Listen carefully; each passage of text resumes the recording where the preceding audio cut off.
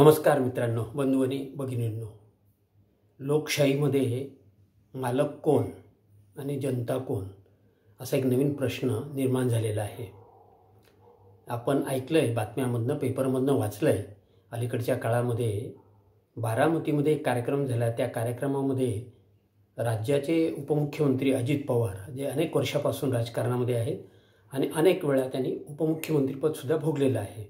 सध्यासुद्धा त्या पदावर ते काम करीत आहेत. मतदारसंघातले काही लोक त्यांना भेटायला गेले आणि निवेदनं दिली.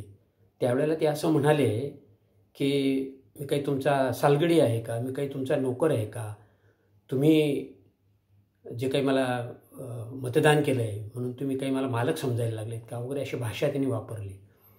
याचा अर्थ असा निघतो की मी तुम्हाला बांधील नाही आहे, मला वाटेल तेव्हा मी काम करेल, असा त्याचा अर्थ निघतो मित्रांनो.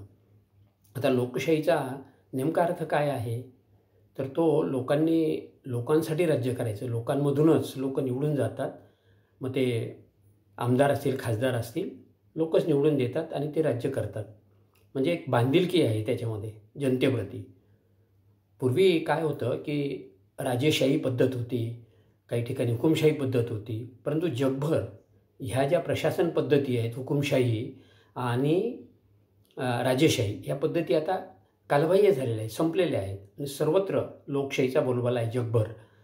भारत आपला हा तर फार मोठा खंडप्राय देश आहे आणि ती सुद्धा लोकशाही सुरुवातीपासूनच रुजलेली आहे.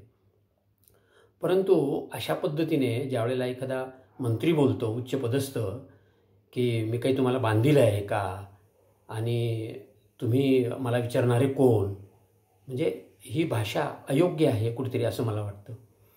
आणि सगळेजण ज्यावेळेला निवडणुका लागलेल्या असतात ना, त्यावेळेला सर्वच पक्षाची मंडळी आणि उभे राहणारी मंडळी, लोकसभा, विधानसभा, कुठले आणखीन ज्या निवडणुका असतात त्यावेळेला उमेदवार मतदार राजा म्हणून सामान्य माणसाच्या घरोघर फिरतात, पाया पडतात, हात जोडतात आणि त्यांना विनंती करतात की तुम्ही आम्हाला मतदान करा, तुम्हीच खरे राजे आहात वगैरे असं म्हणतात.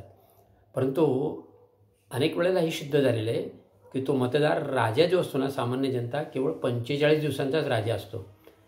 आणि ते एकदा का निवडणुका झाल्या की मग निवडून आलेले प्रतिनिधी तेच राजासारखे वागतात आणि जनतेला अतिशय तुच्छ किंवा कसपटा समान समजतात. अशा अनेक उदाहरणं आहेत. अनेक वेळा असं घडलेलं आहे, पाहिलेलं आहे, दिसून येतं. आता ते 45 दिवस कोणते मतदारांचे राजे होण्याचे, तर ते म्हणजे अधिसूचना निघाल्यापासून निवडणूक आयोगाने एकदा का अधिसूचना काढली, लोकसभा किंवा विधानसभा कुठलीही निवडणुकीची, तर ते बटन दाबेपर्यंत किंवा ते मतपेटीमध्ये मत टाकेपर्यंत हा 45 दिवसाचा सर्वसाधारण कार्यक्रम असतो. आणि 45 दिवसच फक्त तो राजा असतो, सामान्य माणूस किंवा मतदार. एरवी मात्र तो निवडून गेलेला प्रतिनिधी, मग तो आमदार असो, खासदार असतो किंवा मंत्री असतो, तो राजा असतो. हे आपण अनेक वेळेला बघितलेलं आहे. आता अजित पवार जे म्हणाले, किंवा अजित पवार आज महायुतीसोबत गेलेले आहेत. आता ते महायुतीसोबत काय गेले ते फार महत्त्वाचं आहे. त्यांनी पंतप्रधान नरेंद्र मोदींचं अनेक वेळेला कौतुक केलं आणि त्यांचं विचारधारा आवडली, त्यांची कामाची पद्धत आवडली, झपाटा आवडला, म्हणून मी तिकडे चाललो. आणि इतकी वर्ष म्हणजे जवळपास ते राजकारणात आल्यापासून काँग्रेस आणि राष्ट्रवादी काँग्रेसची विचारधारा ते मानत होते. ते सोडून दिले, त्याने काकांना सोडून दिलं आणि ते तिकडे गेले. परंतु जे पंतप्रधानांचे विचार त्यांना आवडले आणि ते तिकडे गेले, तर ते पंतप्रधान स्वतः काय म्हणत आहेत की मी प्रधान सेवक आहे जनतेचा, असं ते स्वतःला म्हणतात. आणि प्रधान सेवक म्हणून मला संबोधा असं ते म्हणतात. म्हणजे प्रधान सेवक कुठे, आणि ज्यांची विचारधारा मान्य केलेली आहे ते लोकांना म्हणतात मी तुमचा सालगडी आहे का, तुम्ही माझे मालक आहेत का, तुम्ही मला काही विकत घेतलं का.